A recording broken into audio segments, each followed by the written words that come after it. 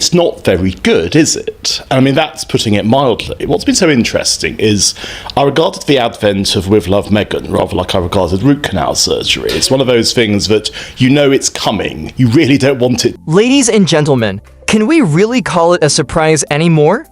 The news that Netflix has pulled the plug on season 2 of With Love Meghan after a series of shocking revelations is less a twist and more a predictable collapse of a house of cards built on shaky foundations. When Meghan Markle and Prince Harry signed their lucrative deal with Netflix, the world watched with curiosity and anticipation, expecting a rare glimpse into their new life beyond the gilded walls of Buckingham Palace. Easier to watch than the Harry and Meghan versus everybody else show they did a couple of years ago. It's actually worse because the Harry and Meghan show at least had newsworthy lines, it at least had some purpose to it. With Love Meghan was built as an empowering behind-the-scenes look at the Duchess of Sussex, a chance to showcase her philanthropy, her personal growth, and her journey as a modern royal-turned-media mogul. But what started as a glossy production, polished to perfection with Hollywood flair, has unraveled into a scandal of epic proportions that has forced Netflix's hand in a dramatic turn of events. Markle, but she calls herself Meghan Sussex in the show. And you keep thinking, is this going to be the new Meghan Sussex that we see? But there's all these bizarre touches in it. Like at one point, she says that she's going to have pretzel bags made up, and they're individually personalised pretzel bags. Insiders whisper of fabrication, dishonesty, and manipulation on a scale so vast and audacious that the streaming service could no longer turn a blind eye or pretend that all was well behind the scenes. This is not just a cancellation in the ordinary sense of the word.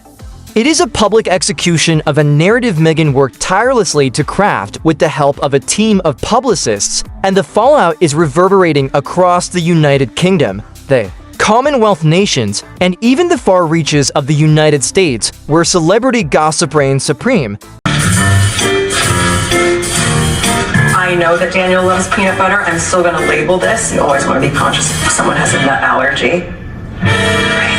And there's another moment where this wonderfully demeaning and high-handed... Let us dig into the details with the gravity and seriousness they deserve, for this is no trifling matter to be dismissed lightly. The first red flag waved high and proud when production assistants, unable to keep silent any longer, leaked that multiple scenes of Meghan's supposed charitable work were entirely staged with meticulous planning. Take, for instance, a heartwarming segment that was meant to tug at the heartstrings, featuring her volunteering at a children's literacy center, a display of altruism. The children depicted in the footage, hired actors brought in for the day. The donations that were so proudly showcased returned to the donors after the cameras stopped rolling and the lights were turned off. The volunteers who appeared to be community members, Meghan's own staff, dressed up in costumes to play the part of locals with convincing authenticity. Yeah. Yes, finally. Yes, hallelujah. I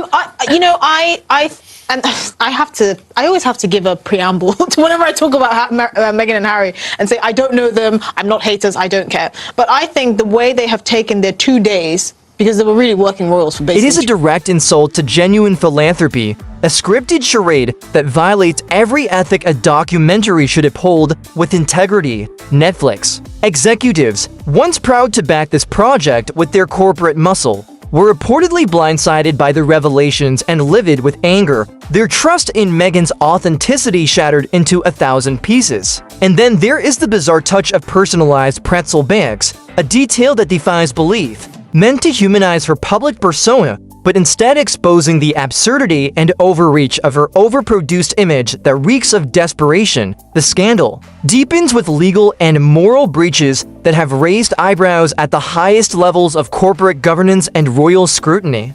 And basically commercialize their experience in the royal family. And commercialize the royal family is so disrespectful to the Queen, who has basically dedicated her life in service to the royal family. I've always said, I think a lot of the things they've done after leaving the royal family has been very tacky, in particular the Oprah interview.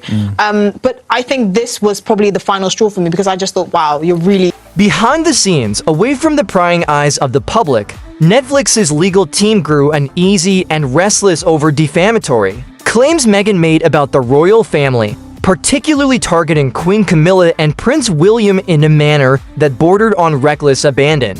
In one episode outline that was leaked to the press, she accused a senior royal of emotional abandonment during her pregnancy, a bombshell allegation that sent shockwaves through the industry with its audacity. Yet, there was no documentation to support her claims, no witnesses willing to corroborate her story, and no timeline to provide context for the accusation that hung in the air like a dark cloud.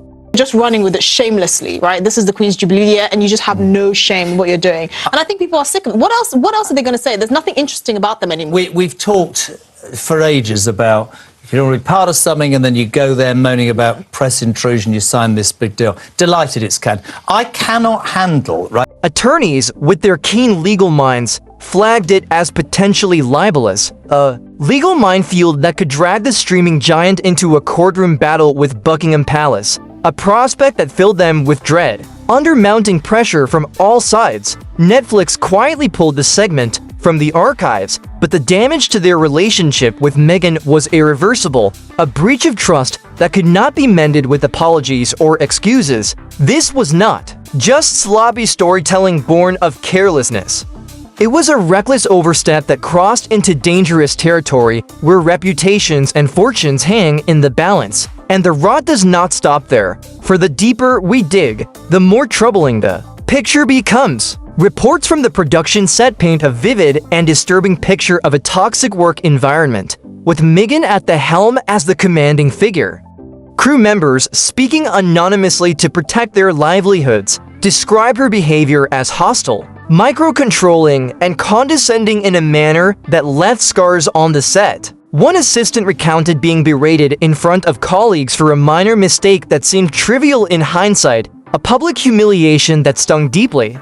Another revealed her demanding last-minute script changes that threw the production into chaos and disarray, disrupting the carefully laid plans of the team. Morale plummeted to an all-time low, schedules slipped into oblivion, and Netflix was forced to bring in conflict resolution specialists in a desperate attempt to restore order, a futile effort that proved too little too late. Many staffers, weary and disillusioned, refused to return for a second season, turning their backs on a project that had become a Hollywood nightmare of ego clashes, all orchestrated by a duchess who seemed more interested in control than collaboration with her team. It is almost laughable in its irony. If it were not so profoundly sad to witness the unraveling of a dream, then comes the climax, a revelation that strikes at the very heart of Meghan's credibility and threatens to undo all she has built. Viewers and researchers, armed with determination,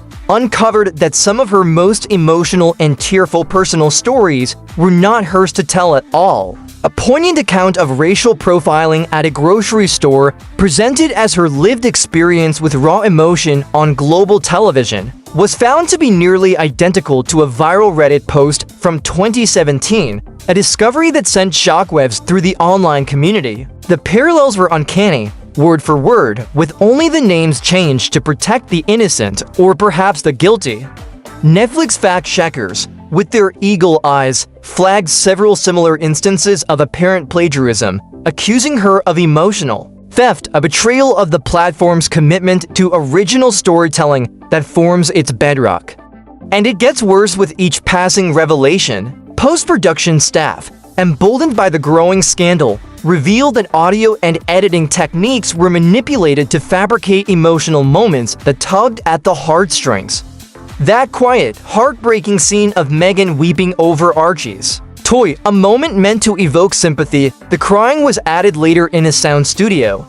She never shed a single tear during the original shoot that was captured on camera. Background music, carefully chosen lighting effects, and sound layering turned a dry take into a sympathy grab that fooled many.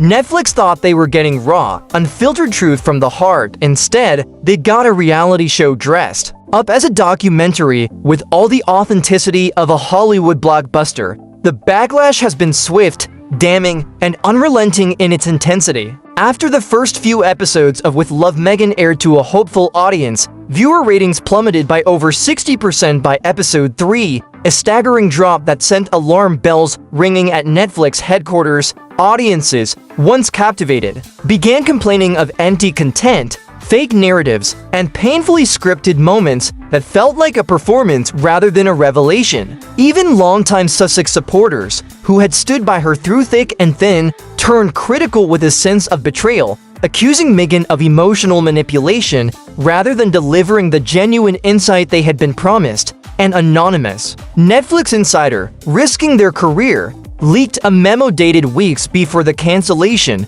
stating bluntly and without mincing words, "We can no longer treat Meghan Markle as an asset to our brand. She is a reputational liability that threatens our integrity.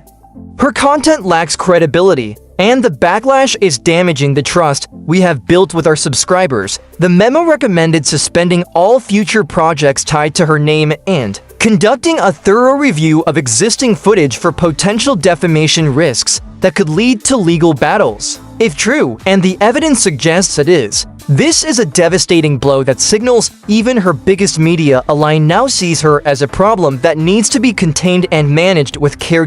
Compounding the crisis with alarming implications. Footage of Meghan's children, Archie and Lilibet, raised significant legal red flags that could not be ignored. Presented as intimate family moments meant to endear her to viewers, the clips lacked proper documentation, accurate timestamps, or permissions from third-party caretakers or filming locations, leaving a trail of uncertainty.